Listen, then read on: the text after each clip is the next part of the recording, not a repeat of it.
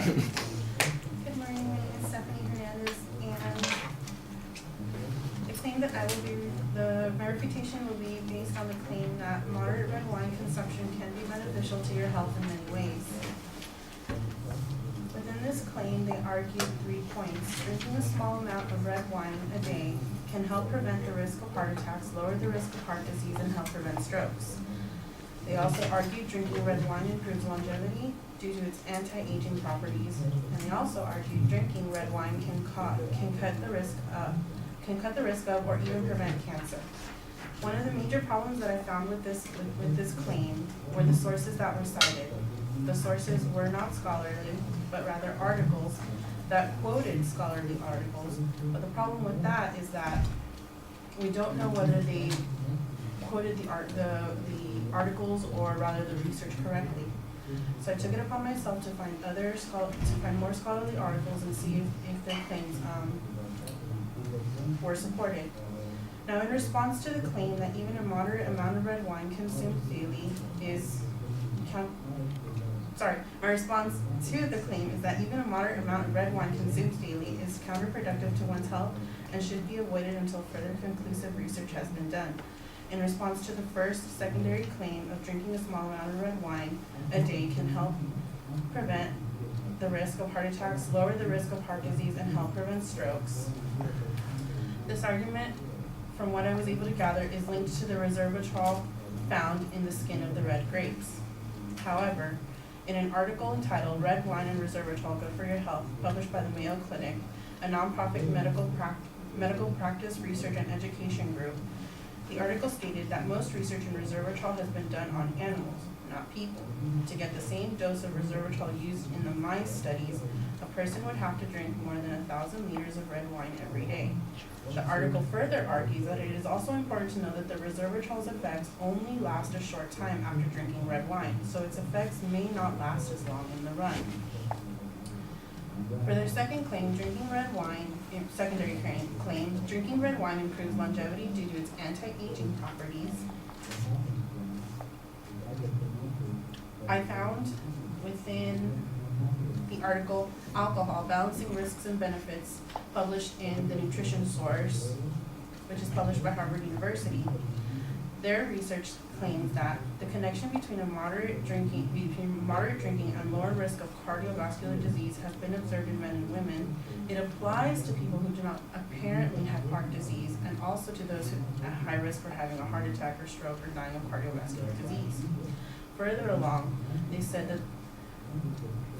the argument, it was stated that the anti-aging also is linked to the resveratrol found in the skin of the red wine. But resveratrol can also be found in grapes, raspberry, peanuts, and other plants which also contain it.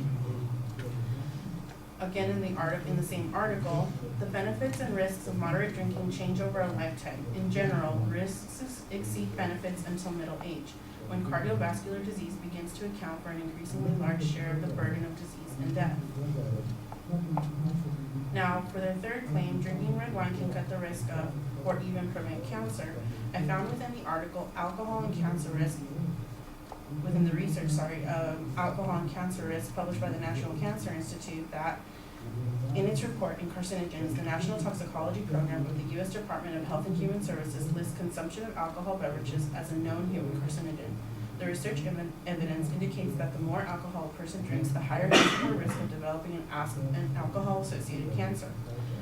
Researchers have identified multiple ways that alcohol may increase the risk of cancer, including metabolizing ethanol to acetaldehyde, which is a toxic chemical and a probable human carcinogen. Acetaldehyde can damage both DNA and proteins.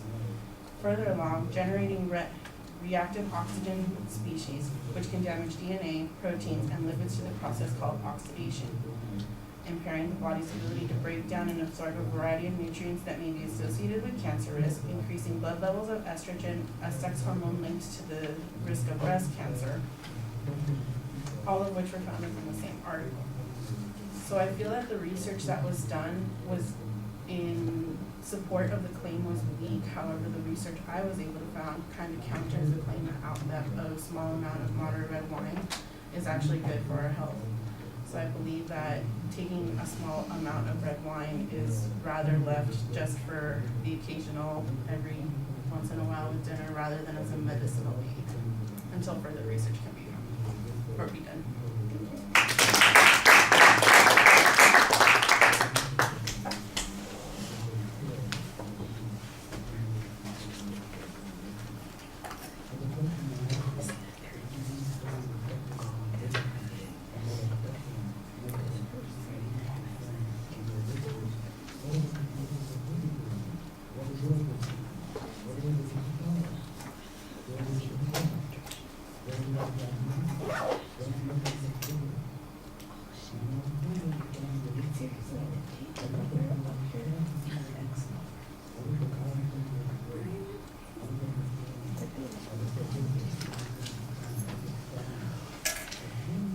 All right, Stephanie. Well, you identified the main claim and the secondary issues pretty well. Because that first issue really has three parts to it, it sounds like at one point like you've got 5 or 6 supporting points that you're going to be responding to. But all the heart disease, heart attacks, and stroke material fits in that first category. So I think you need to condense it at the beginning and know that that's how you're going to respond to it.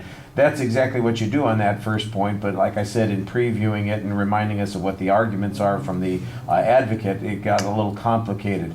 I kind of like the idea that you have a general challenge to the resources that were used by the advocate, suggesting that they're all secondary sources. I think it would be especially important, for instance, to point out if those secondary sources were wine industry publications that were passing this on, which would suggest a reason why we might want to be careful about listening to those secondary sources, because they could be cherry picking the things out of the articles that might suggest that this is going to be useful to you without paying attention to the broader perspective. And I think that would give your criticism of the way the evidence is being cited a little bit more context and make it a little bit more useful. But I did like that idea that it's not really scholarly. And then you said you went looking for other information. The first question I had is, well, did you ever look at the original sources that the advocate cited on those sorts of things to see if they were being quoted accurately?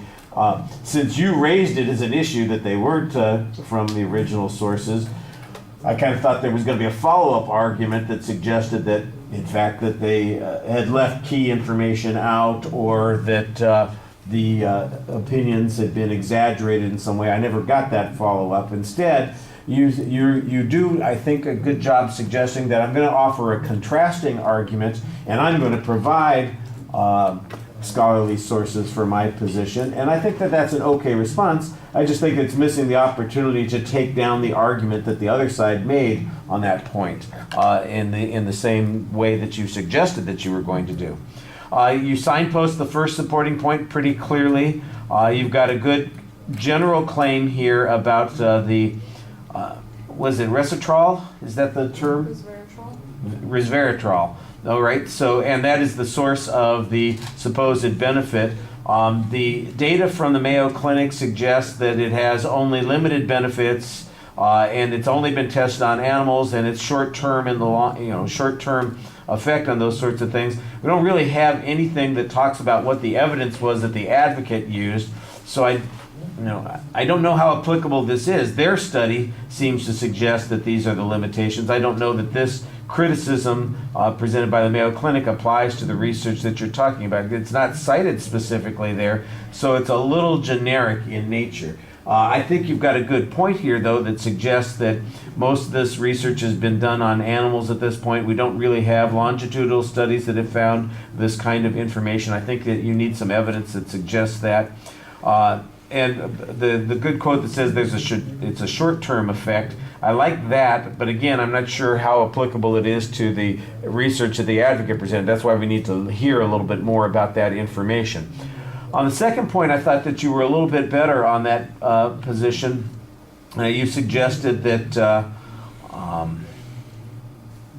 that there are other places that people can get these materials. I like that. There's also a causation claim that's being suggested here, that there really may be some other reason that people have these benefits. In other words, the benefits occur in people who don't have a history of heart disease. So maybe that's really what accounts for this, rather than it's the resveratrol. resveratrol that is producing these particular results. And then you kind of had a good generic quote here. Again, I think you want to make sure that I wasn't clear if it came from the same source, if there was a different source, that says that the risks outweigh the benefits until you get to middle age. What that does is it attempts to diminish the advocate's claim and put it into a context that suggests that it's only, if there is any benefit, it's in a really limited situation. You don't need to start when you're 18 drinking wine to prevent the anti-aging sort of thing. You got to wait until you've got some signs of aging before it's going to do you any benefit. And at that point, then maybe you're already dying of a bunch of other stuff, so it doesn't matter if you overdo it on the wine. I mean, that's basically what it comes down to. There's risks of consuming alcohol on a regular basis. What? And that, yeah, didn't you hear that last point? What? Yeah, imagine that. Damn. And I thought the third point, for instance, kind of goes directly at the advocate's position, because it says, alcohol is a carcinogen and it produces these kinds of effects. And again, I think the question is, what was the advocate's evidence on this point? I don't know. I mean, you've got a good counterclaim here that it's a carcinogen.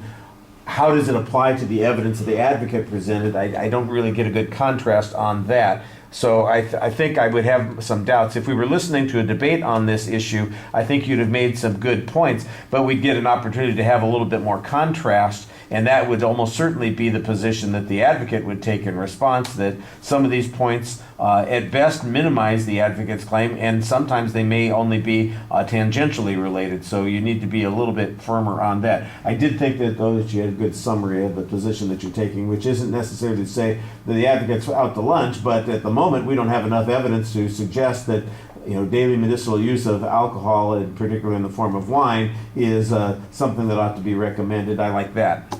All right, thank you.